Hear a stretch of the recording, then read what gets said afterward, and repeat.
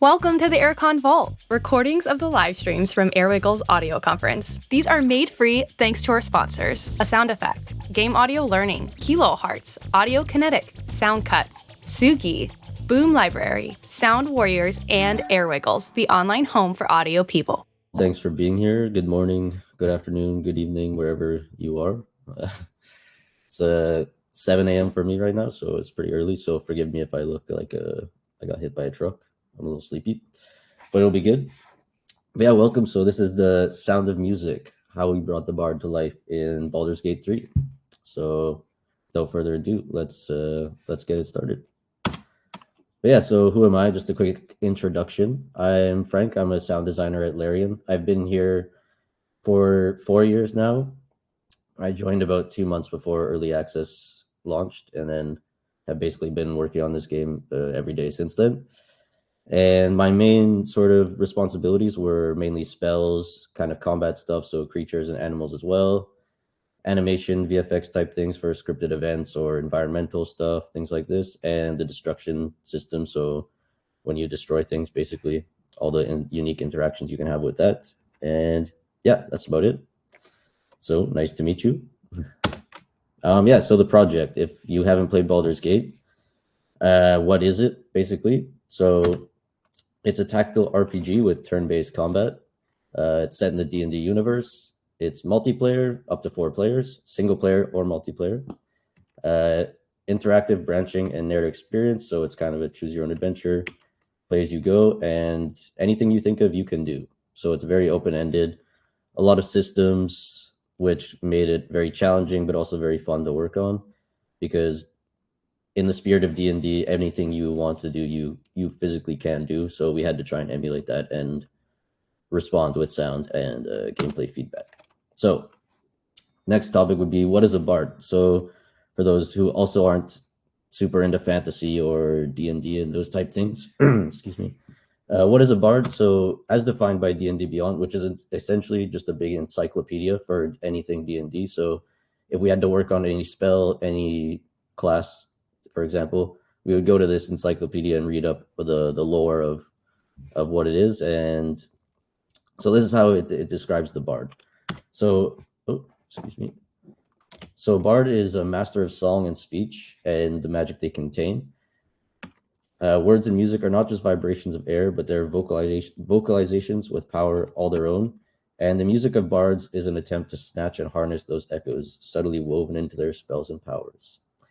And so it sounds very cool. It sounds really fantasy, obviously, but this is kind of crazy. So we needed to say, what is a bard, but defined for ourselves, so it can make more sense to us and to help develop how are we going to craft the sound.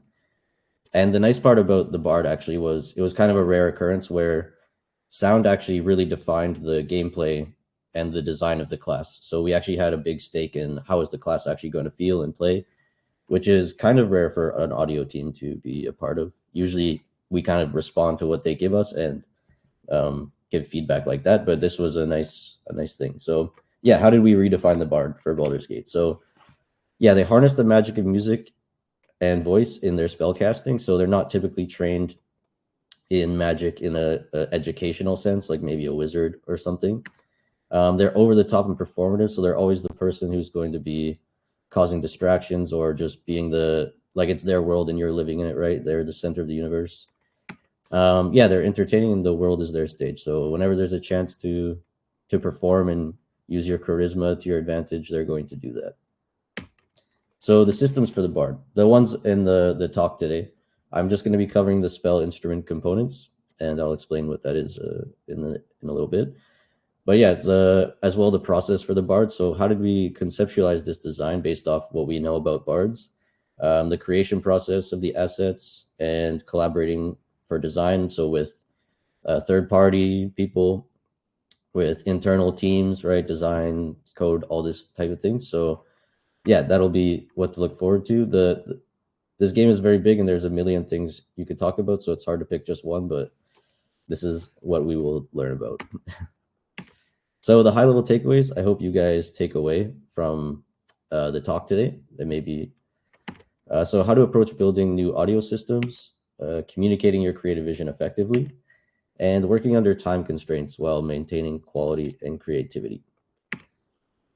So yeah, I hope you guys are able to take something away from this. But so here's the spell instrument component, and here's the concept. And just I don't think I said before, but maybe just save questions until the end, please, because I'll do my best to keep my eye on the chat, but it'll just be easier to answer all the questions in the end. Yeah, thanks for that. But yeah, so the concept for the spell instrument component. So what is it? So it's a system we designed unique for the bards. Basically, different sounds will trigger based off the instrument and the spell type that you have equipped. As we said, bards, they harness the power of the magic through their instrument. So that's kind of what we wanted to sell. And yeah, they harness the magic of their instrument. So that's essentially the very broad idea of what we had. But then how do we actually go to execute this? So first, before we do anything, we need to understand how spells actually work in Baldur's Gate. So it's a pretty important system, obviously. It's probably the core system in terms of combat and even role-playing and stuff like that. So how does it work? So first you have the entry point. So this is where the player clicks on the UI, they find the spell that they want to use. So they click that's the entry point, which then triggers the prepare phase. And the prepare phase is a one-shot sound that, and there's a crazy animation, big burst VFX, and it's a one-shot sound that moves itself into a loop. And so we call this the prepare loop. And so the player can stand in this stage for as long as they want. It's turn-based. So if they're in combat, even they can stand like this for as long as they want. So it moves into a loop that needs to be interesting and stuff like that. And then these are both systemic for the most part. So what do I mean by that? So based off a few different things, like the intent, for example. So is it a control spell, a buff spell, healing spell? So what is the spell going to do? How is it intended to make you feel? What impact will it have on the environment or the player that you're using it on? And then we have different for damage types. So all the elements, and then psychic, radiant, things like that, for example. And then we have it based off class as well. So all the classes have their own unique spells, and for those unique spells, it usually came with unique prepare and loop sounds, and also VFX and everything like that, animations. So everyone kind of had the same approach throughout the whole game.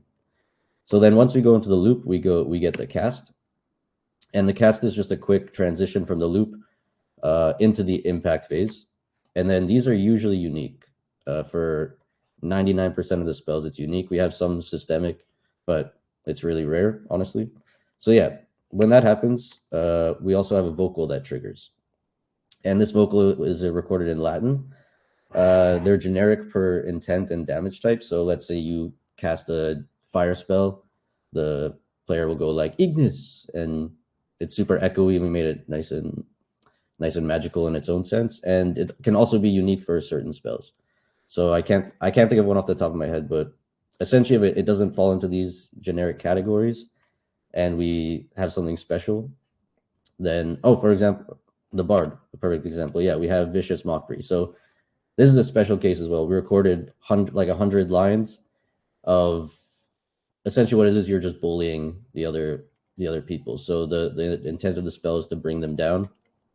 And then it's really inappropriate. I can't, it's like Shakespearean roasting, basically. It's pretty incredible, actually. Yes, but here's just an example of spells in game, just so you have a visual idea of how that actually works.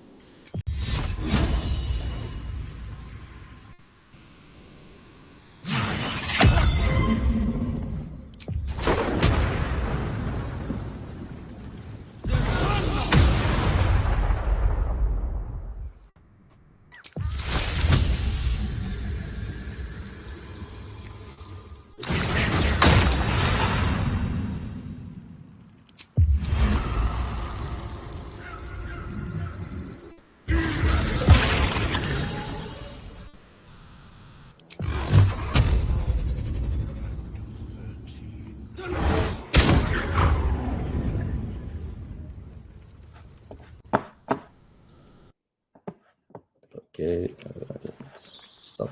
And yeah, so that's essentially a visual representation of and the sound of this system. And this is throughout the entire game, consistently the same. So yeah, essentially, how did we go from, so we have this idea of how the spells work. And so now we need to decide, okay, like where is the instruments going to come into play? How is this going to work? And like I said, we have the cast vocal on all the phases. We have the cast vocal system, right? So it kind of follows the same idea where it needs to be generic and fit a broad spectrum of stuff. So, but it would be weird if we had the instrument play just on the cast, right? So you have a normal magic spell, and then all of a sudden you hear a violin or something just on the cast, and that'd be kind of weird. So we decided that. So yeah, we have it on the cast as the initial idea, generic per intent, and it needs to work with 400 different spells and abilities and support all these different instruments. And yeah, like I said, it would just sound weird. So we decided it would be best to have it, to not have vocals. We have Drake saying no to those vocals. And then we would add it on all the phases of the spell casting phases.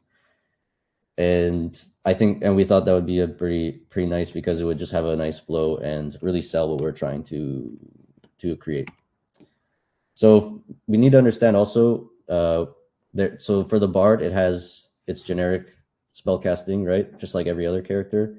And then also, like every other class, it has unique spells. So we needed to define a style for generic spellcasting and bardic spellcasting. So to go over that, for generic, it needs to blend with 400 different abilities. So it can't be anything too specific. It kind of needs to go more abstract than traditional music, because it really need to feel more like you're harnessing the instrument rather than you're playing it, was kind of the mindset. And then for the bardic abilities, more or less completely the opposite. So there are only 2 abilities during early access. I think we have 3 or 4 total now in the final game when we released. And they should feel more musical than magical and be more iconic. So it's only 2 of them. So when you hear it, you should know, oh yeah, I'm hearing Bardic Inspiration, or you should know the difference, basically. And yeah, so organizing the intents. So now we need to kind of figure out where our work is going to go to. So we have prepare loop cast impact, and we need to make this work for all of these different intents. And there is 7 total.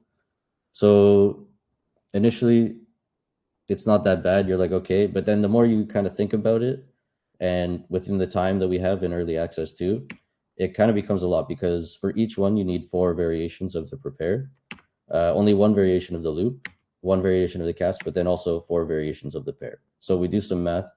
It starts to get kind of crazy, because you also need to include the 2 unique bardic abilities, which don't have any variations because it was just easier. So that's another more assets. So in total, that's 78 assets per instrument, and we have a total of 5 instruments.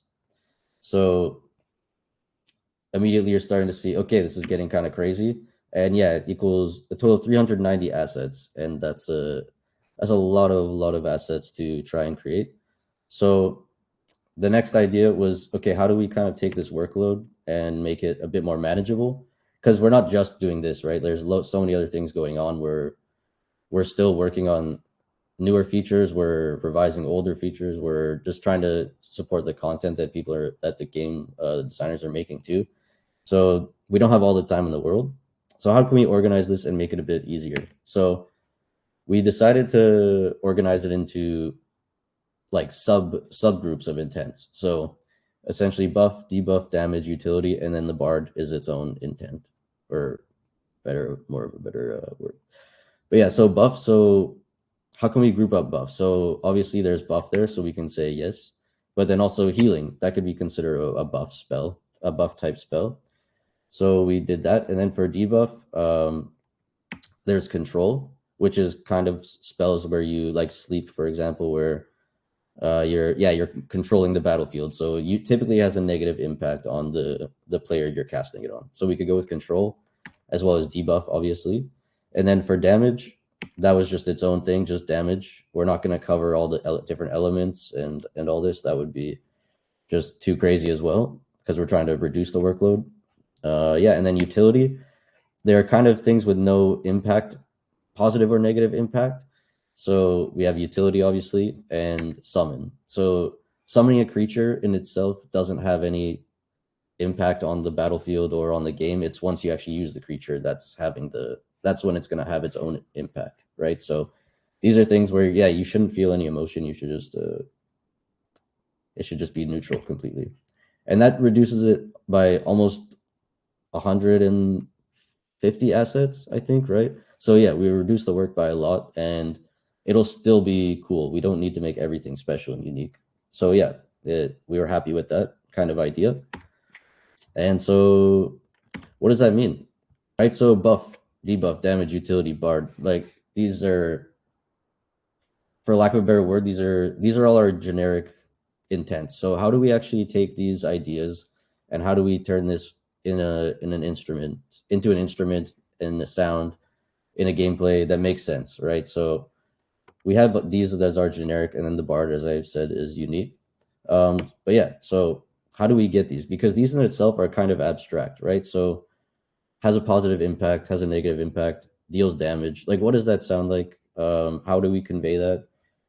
As a sound designer, you probably can already think of an idea, but we're not working with just sound designers. We're working with indeed other sound designers, but also musicians and game designers and this. So we need to kind of convey to them, what does this mean and how do we want to achieve it? So we have our very abstract definition, but then we need to kind of have better descriptions for each thing. So buff, it has a positive impact on the target. As I said, what does that sound like? So to describe it, it would be major chords, uplifting, and bright. That one's kind of obvious, right? We know what buff sounds like. But debuff has a negative impact on the target. Okay, minor chords, dissonant, feeling uneasy. Sure, that makes a bit more sense, right? Then damage. Like, how do you describe damage as a music or as a sound in that sense? So it deals any damage to the target. Great. So let's say it's noisy, verging on horror, aggressive, and it should feel like you're abusing your instrument. You're launching fire with a violin. Like, it can't be pretty, right? Utility. And what does nothing like neutral sound like? So yeah, generic, should not invoke any particular emotion, and kind of restaurant ambience vibes, where you hear it, but you're not really, it's not making you want to get up and dance, or it's not making you sad. You're just kind of, oh yeah, that's some nice background. And then for Bardic Inspiration, the first of the two Bardic abilities, inspire others through words or music. Cool. So yeah, it should be inspiring, upbeat, and combat oriented. So you can use it in combat as well. So in that setting, you want it to be like, we're gonna come back and beat these guys. So it needs to be uplifting in that sense. And then for a Song of Rest, use soothing music to help revitalize your wounded allies. So yeah, it needs to be calming, slow paced, relaxed. It's essentially what we call a short rest in D&D, which is not a long rest, but you're essentially just getting a quick healing, and like you're sitting down for lunch or something, lunch break if you want. So yeah, it should be relaxed, and you're just sitting around the campfire, kind of being like, okay, let's pick it up, And so yeah, so once we had all that, we got a proof of concept from gameplay for animation and VFX and stuff like this. So this was the first previz that we did for the Bard, and it's using the lute. And so you're gonna hear in the example, you're gonna hear it with the sound, with the instrument, and without. And it was just to show the contrast of what it adds and kind of what it takes away and how it would feel moving forward. And this is just done in Reaper. This isn't in game or anything yet, so it's just a video basically.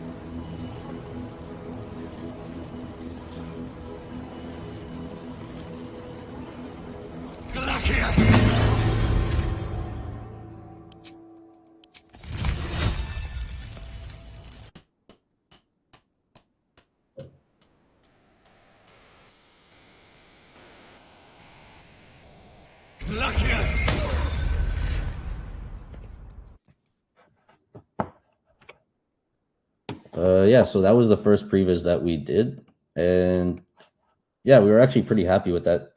To be fair, so there wasn't much that changed in terms of the lute for that. It just had to change a bit once we got to implementing and stuff like that, and polishing. But yeah, so then the next question we needed to answer was what if the player has no instrument? So we have the regular flow of bard spell casting, right? So they have the instrument, they start casting the spell with one of their instruments, the lute, the lyre, the flute, the drum, or the violin. But then what if you go to jail or something, or you get disarmed and you don't have your instrument? Then what do you do? So we had a few ideas floating around. So we know obviously you need to use your voice. So that was without question kind of the default, right? But then how would you use your voice? Because there's a few different routes we could go. So we could just fall back to the vocal component. But then, as we said, it doesn't really fit within the context or the lore of the bard, right? And we're trying to sell a lore, and we're trying to sell a feeling, right? A role-playing experience. So the vocal component wouldn't really work because it's Latin, and Latin is probably something you would learn. It's not something you just manifest, right? So they're not formally educated typically, so it wouldn't really work. So there was a few other directions we could go.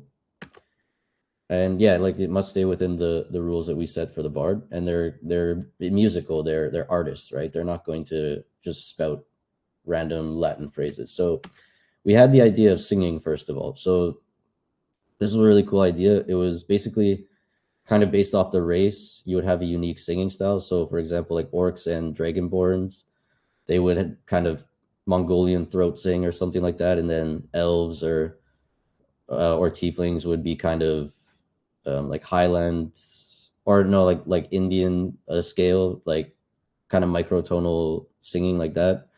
And then yeah, like dwarves and halflings would be kind of Highland singing, classic like Scottish, Irish type stuff.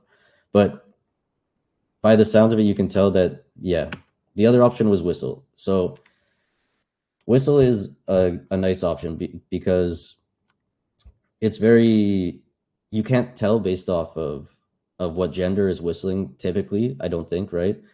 It's pretty hard to pick out. Whereas singing, if we recorded that, we would have to record double because we would need to account for male and female vocals.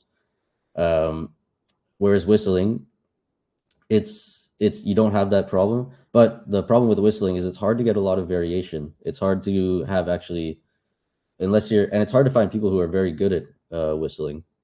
So that's also a challenge. Luckily, we had Robin, who one of our sound designers, who is basically a little songbird. It's kind of incredible. But yeah. So in the end, we decided not to go with singing. It would explode production. We're already creating a lot of assets with the instruments and recording that as well. We're already recording vocals for cinematics and stuff like that. So there's just kind of out of the question. It would have been really, really cool to do, but in the end, we went with whistling because, as I said, it's just easier for production. That was the main thing. But it's also it's kind of nice. In the end, it turned out pretty well. So yeah, it was cool. But yeah, so doing the real work, what does that mean? So a quick recap of what we've accomplished so far, in a sense. So analyze what the high-level vision for the system is. So we know that we're doing a bard. We know it needs to be magical. We know we're doing these instruments for all the phases, and we're only doing it based off these intents and these type of things. So we've already done a lot of work, and before we've done anything, in a sense. And so we've broken the work down into digestible pieces, and we've solidified a vision and creative pillars. So yeah, we've got our vision. We've got all the, we know we want it to be magical, and we know how we're going to do it. We have good definitions of the different intents, and so now it's just time to do it. So the execution of the spell instrument component, how did we actually go to achieve it and actually finish it? So the next steps to do were to recruit and record performers. Some of us were able to do some of the instruments ourselves. For example, I did the lute. Sorry, not the guitar, the lute. Robin, as I mentioned, was the whistler, and helped me and him kind of collaborated with drums. and then Glenn did the flute, and yeah, then after that, we for the lyre and the violin, we needed to recruit and record actual musicians. And so yeah, those were the 5 instruments. We were able to do some of them ourselves, and then we need to edit and design all those, so make them work in the context we're trying to create, and build the actual system. So working with coders and our audio programmer Matt to build the systems we need and execute, basically. So this might sound weird at first. Sound designers are not real people, right? So I don't mean in the sense that we're second-class citizens. Just bear with me, and I'll explain it. It will make sense. So we kind of speak our own language that it seems mostly we can only understand, right? So if you're working on a sound, you're going, oh, it needs to be more shh instead of right? And this makes sense to you. But to people who aren't sound designers, to people who they don't care about this stuff, right? They're not going to understand what you're saying. So also buzzwords like direct, or as I call director talk, are not clear means of communication. So as I said in the original, when we're designing the ideas, a buzzword would be positive. It needs to sound positive. Okay, great. What does positive sound like? It needs to sound like damage. Okay, great. What does that mean? So buzzwords, not clear means of communication. Others do not think and understand the same as us. So as I mentioned, the way we talk, the way we see the world, even, you're always hearing, you're always listening, you're always looking for stuff like that. And so, yeah, trying to communicate the things with people is very tricky. So, and this is a picture that not ChatGPT, but AI generated for me of 2 sound designers having a conversation, and it seems pretty accurate. Yeah.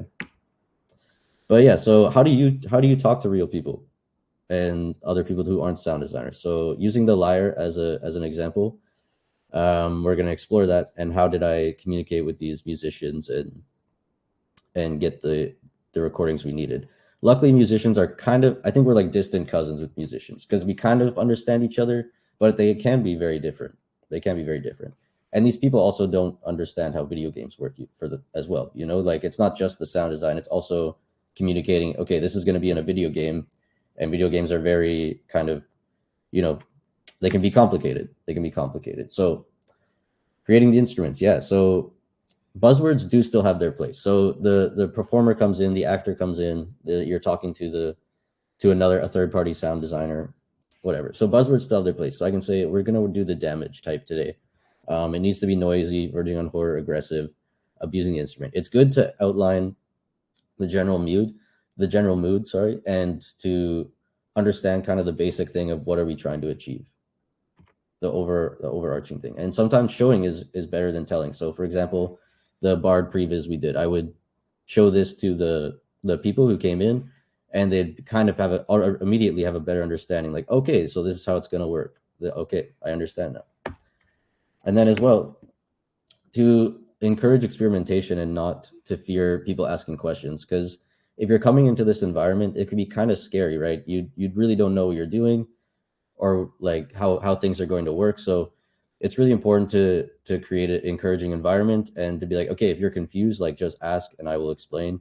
There's no reason to kind of gatekeep, and unless for NDA reasons, right? But other than that, there's no reason to not do that. And I like to use this analogy of, like, if you had 3 children, right, and you asked them to draw a picture, and you just gave them the three guidelines. You said, okay, it needs to be a house on a sunny day, and I need to see some foliage. Okay, so you immediately already have 3 different drawings that someone will do. And this is the same for any person, right?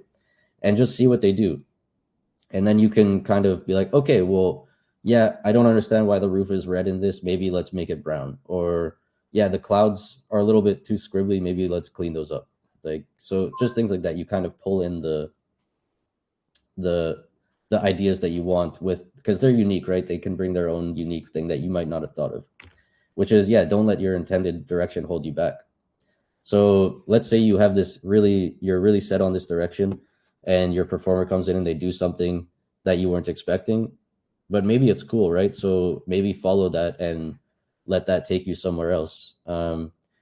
yeah, so don't let your ego and your own direction hold you back. It's sometimes it can be for the better to just kind of let go and explore with what's coming.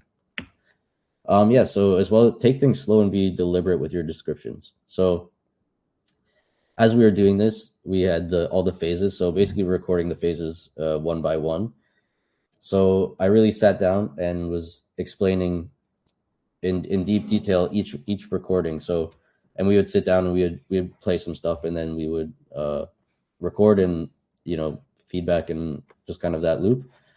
But yeah, so you can do this by making things personal as well. Try to tell a story or how they can contribute to the story you're trying to tell already, and make it relatable to them.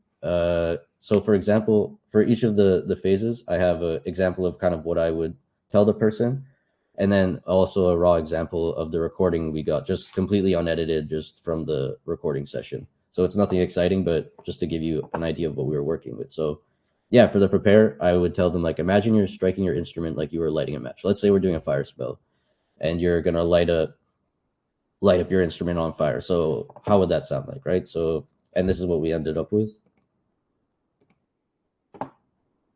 Sorry.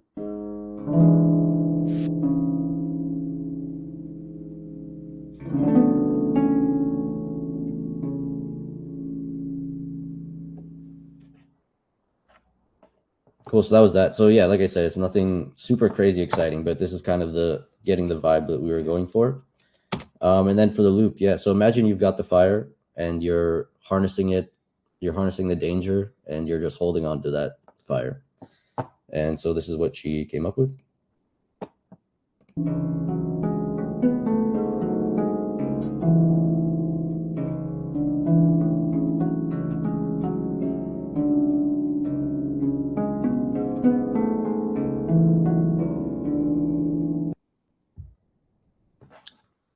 Bro, and for the cast, so yeah, imagine your power is reaching its climax and your hand is getting so hot, and you just need to get rid of this thing. It's unbearable. So this is what she came up with for that.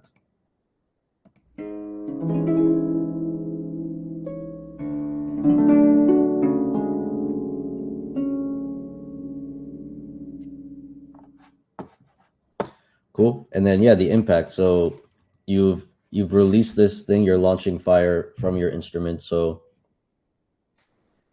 yeah, how would that feel essentially? So that was the final step of the spell, right?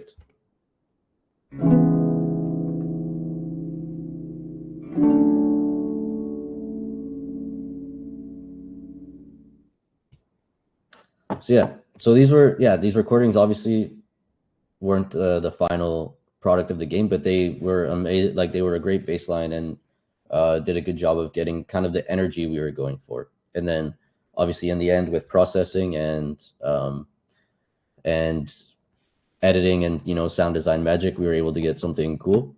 So here I have an example of the lyre in the game, and it's kind of going to be the opposite of the previz that we did, where you're going to hear the instrument soloed, and then you will hear the instrument with the different intents with the actual spell sounds, just to hear how they actually ended up coming together in the final mix.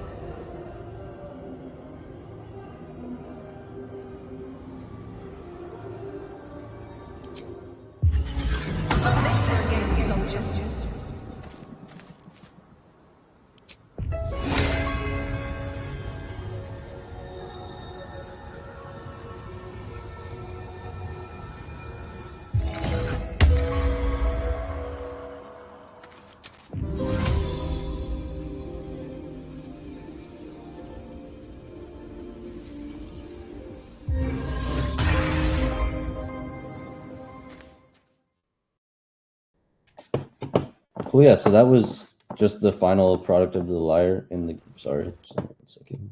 Cool. So yeah. So as you can hear, it's kind of flowy, especially in the loops. It's very kind of abstract and flows, and it was never meant to stand out, right? So it's really meant to just kind of blend with the spells and sell the narrative that you're harnessing this magic with your instrument. It was never meant to be the star of the show, and yeah, I think it turned out very very well. But yeah, if you there's also a video I can share if anyone wants. There's where it's this essentially, but for all the instruments. Um, yeah, if anyone wants, just let me know. I can share the link. But yeah, so also this is the bardic abilities in game. So as I mentioned, these are a bit more iconic. These are going to be more musical. These are meant to stand out and stand on their own feet and be unique in that sense. So there's just the two from early access, Bardic Inspiration and Song of Rest, the ones we talked about. But yes, let's listen to that.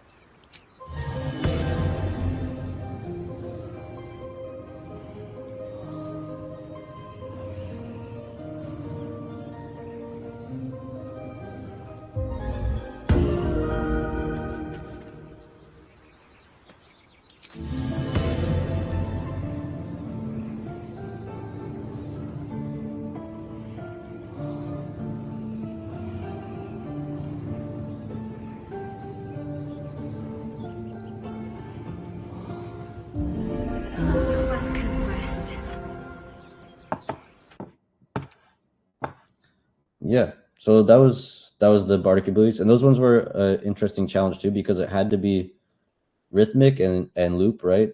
And then they could also cast it any time, so you needed the prepare and the end to kind of always seamlessly work. So that was an interesting challenge for those ones. But yeah, so that's how the lyre turned out in the final game. Stop playing. And yeah, so last thing I wanted to touch on was just kind of quickly how early access affected this process and kind of the challenges that brought up. So it does create unique challenges in early access that you might not realize, especially myself coming into this. I never thought about, but you're limited time on deadlines. You're constantly moving towards the next patch, right? So patch 5, patch 6, you're just going, getting stuff done, releasing, getting it done, releasing. And so that leaves not a lot of room for iteration. So kind of with the Bard, we didn't get a chance to iterate too much until closer to release, where we were really polishing and stuff like that. So yeah, you just kind of put your head down and you hope it turns out how you plan, and you hope it turns out good. If it's really bad, obviously if something's like really crazy bad and doesn't work, then you're gonna fix it. But yeah, and the team can be spread quite thin. There's, like I said before, there's lots going on. It's not just we're just doing this bard. We're doing other things. We're doing other spells. We're doing cinematics. We're doing other unique scripted events and interactions like that. So yeah, that kind of creates some unique challenges moving forward. But then how can you overcome these challenges? The main thing is to just trust your instinct when you're running low on time. The best thing you can do is just not use your brain too much, right? Like don't listen to your internal voice too much, because it's mostly going to be doubting, right? So just trust your instinct, go with that gut feeling. If it sounds cool, just run with it, and yeah, that's it. Keep communication with your team honest and open. So yeah, if you are stressed, if you're struggling, or if something's going well, even, I guess, just make sure you communicate with your team. Be like, hey, these are the problems we're having. This is what's going really well. And yeah, I think it helps build a good team dynamic, and you can rely on each other. So yeah, lean on your teammates, because they're probably cool people. I hope, at least at Larian, everyone's very cool, and I can always rely on them. So yeah, if you have a problem or you need help with I don't have enough time to get these sounds done, basically, I need someone to jump on with me. Like, that's great. So yeah, use your teammates, trust your instinct, and just keep communication open, and choose your battles. So kind of the same thing as trust your instinct. Like with the singing, for example, we were like, oh, this would be so cool, but like it's just not worth it. Like, let's just move on. And yeah, if you're really struggling with the sound, you're like, I can't get it. Just move on, do a different sound, go back to it. Maybe something new will happen, right? So yeah, choose your battles, and that's about it. So in summary, what did we achieve today? What did we learn? So when you're building a system like the Bard or any other, for example, utilize the resources already available. So we had leaned on the vocal system and the spellcasting system, and we kind of took that and just built up on top of it. So if there's something you can already use it. You don't have to make everything unique and special every time. It's just you're gonna burn yourself out like that. Yeah, and create a set of rules to follow, but don't let that restrict yourself. So with the Bard, we said, okay, it's magical, not in the educational sense, right? It's performative. It needs to be abstract and this, but we didn't let that kind of set us in, right? We still explored, and it's not a rule book. It's more just like a guideline is the way to look at it. Communicate your vision clearly. So yeah, use different pillars, use different ways, different languages, and know who you're talking to. So yeah, if you're talking to a musician, maybe learn some of their language. If you're talking to a programmer, use, I don't know, if and then statements. Just they'll understand. But yeah, communicate your vision and you'll be fine. And yeah, don't forget to have fun. We are in a unique position where our job is very, very cool and very fun, and most people don't do this job if they don't enjoy it. So yeah, because it's very, very cool, and don't forget to just enjoy it and just be thankful for the fact you get to work on video games or movies or just make cool sounds every day. That's amazing. So yeah, thanks for listening. That was the talk. I did see a couple questions. I'll stick around for some questions. I'll see if I can scroll up and grab those ones. But yeah, if anyone has any questions, I will definitely answer those. I see one at the very bottom already. I'll go for first from Alejandro. Did you rely on well-known cadences for satisfying resolutions? Did that help with the production process? By cadences, do you mean something musical? Or in terms of like timbre of sound? Like timing. I see. Sorry, cadences. Yeah. Yeah. So I think that's what you mean. Sorry if I misunderstand the question. But yeah, so using different. Oh my God, the chat is going crazy. I can't read the question.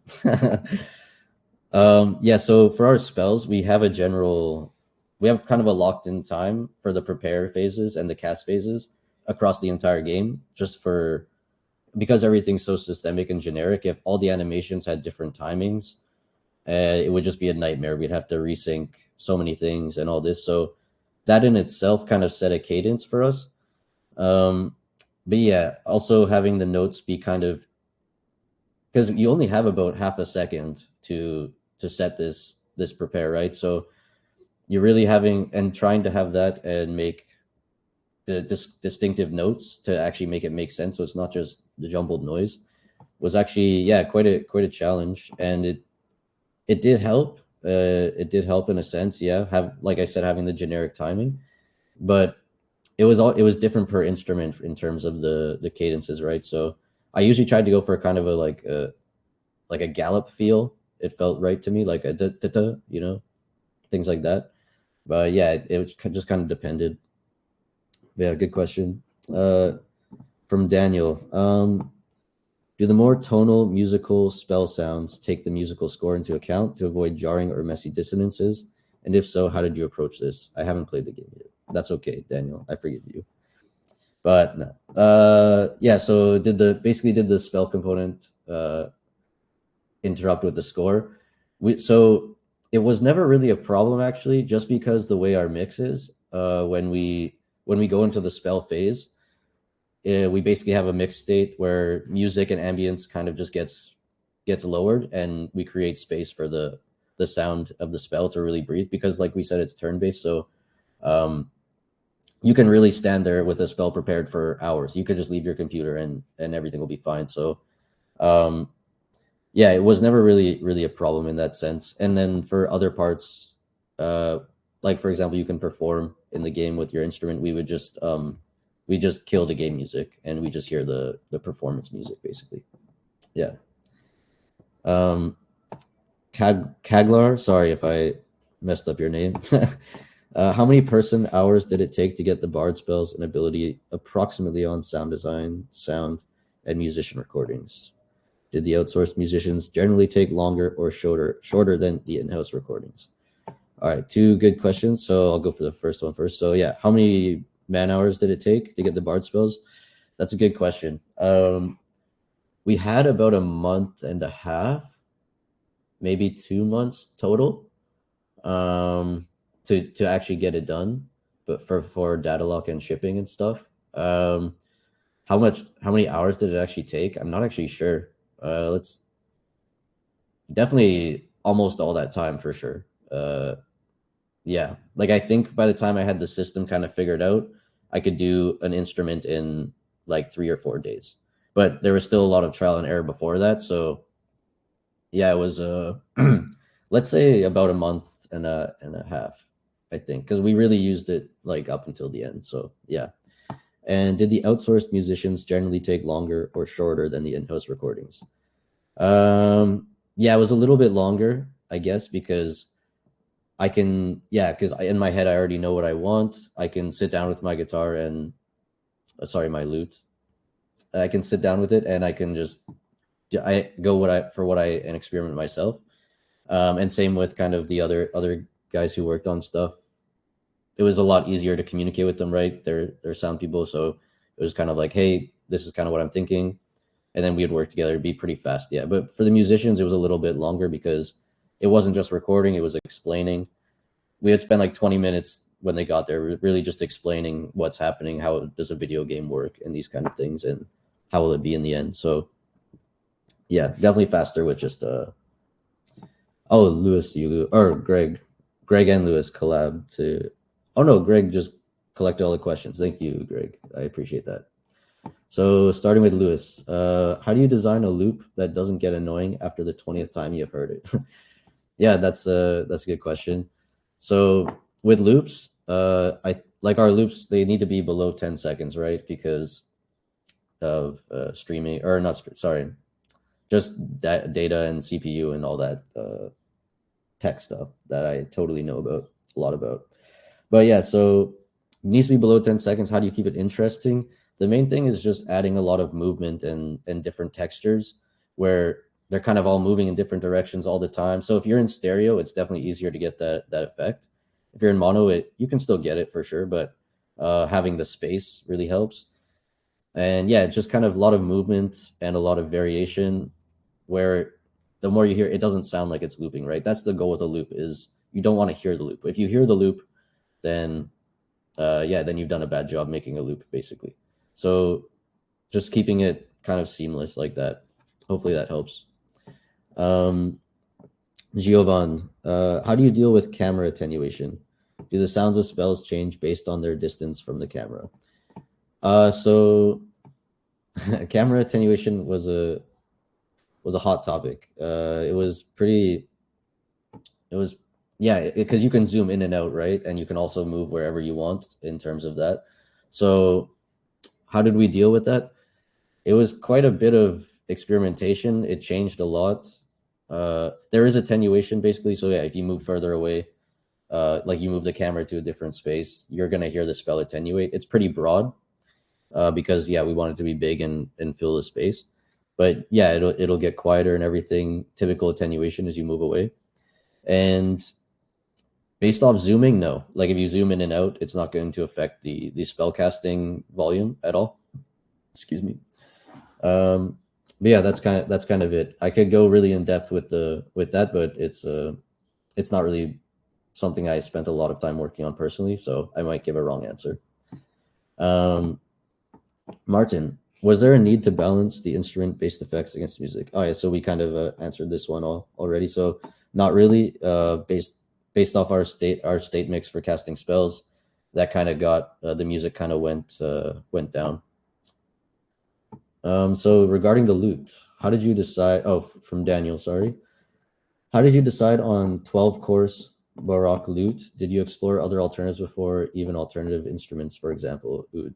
So yeah, we didn't actually use a lute. We just used a guitar because it was the first instrument we worked on, and we're like, well, a lute is essentially a guitar, so let's just do that and it'll be fine. We used the lute because that's what design had decided. The game art had decided we're gonna have a lute, so we used a lute.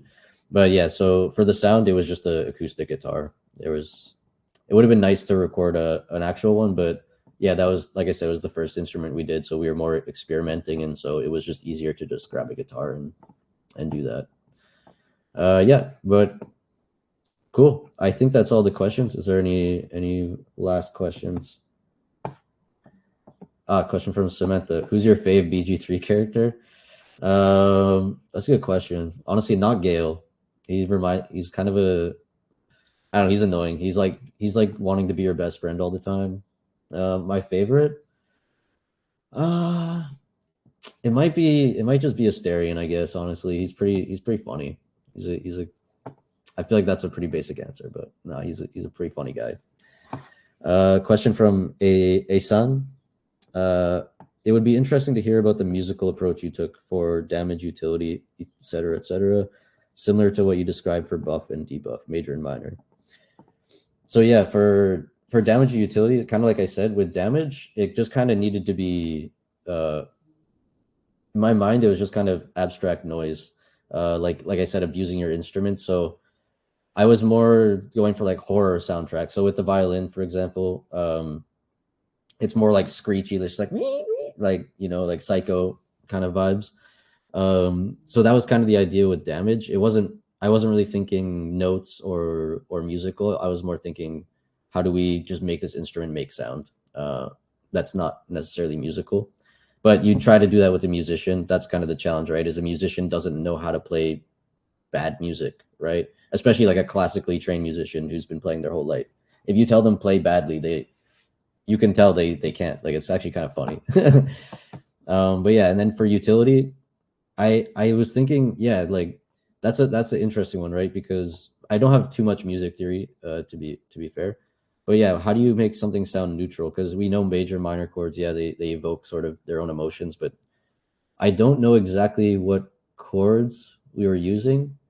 So I'm sorry about that, but yeah, kind of the idea was just how do we make it sound as neutral as possible. So it was just exploring with sounds and different chords and things like that. There wasn't like a set out chord structure that I thought would be best. Yeah. Hopefully that kind of answers your question. Sam, how is your organization? Sort of sus to. Okay. Thanks. Good to know. Sam, how is your organization process to deal with delivery and deadline? Yeah, it was kind of chaos. Like I said, there's a lot happening right now, or not right now, sorry. Like at the moment of doing it during early access, and the organization process. Yeah, well, for me, I'm like organized chaos in a sense. I kind of have everything. I'm very organized, but to the outside person, it would just appear I'm just like drowning in chaos, right? But yeah, so writing things down, we have Jira's obviously. Jira is kind of the thing we use around the company, so that our tasks are already organized in that sense. And yeah, also just communicating with people, being like, all right, this is kind of where I'm at. This is where it's going. This is how I think it's gonna be. This is how long I think it will take. So yeah, just communicating as well. And yeah, Jira is kind of the main thing. You're giving yourself a deadline. You're saying, okay, this is when we need to have it done, and just taking it step by step. Because like I said, it was a lot of work. So really, just taking it instrument by instrument and kind of moving it like that. Yeah. Um. Yeah. Cool. I think that's it. Yeah, I know I saw some people wanted to see the video of all the bard spells in with the instruments. So I'll share that link in the Hangout. Oh, another question. Tifion, do you have any go-to video game music composers that you like to listen to when working? To be honest, I don't really listen to a lot of music in general, and as well as game specific music. Honestly, I think I will. The one soundtrack I actually listen to all the time, excuse me, sorry, is from Jet Set Radio. Some crazy Japanese guy. I don't remember his name, But yeah, the soundtrack from that is awesome. It's like all remixes and just sampling and stuff like that. It's super crazy stuff. So I'd say if I had to pick one, that would be it. But yeah. All right, guys. Well, yeah, enjoy the rest of your days or evenings. Hope you wake up, go to sleep, whatever you need to do. Yeah, but see you guys around.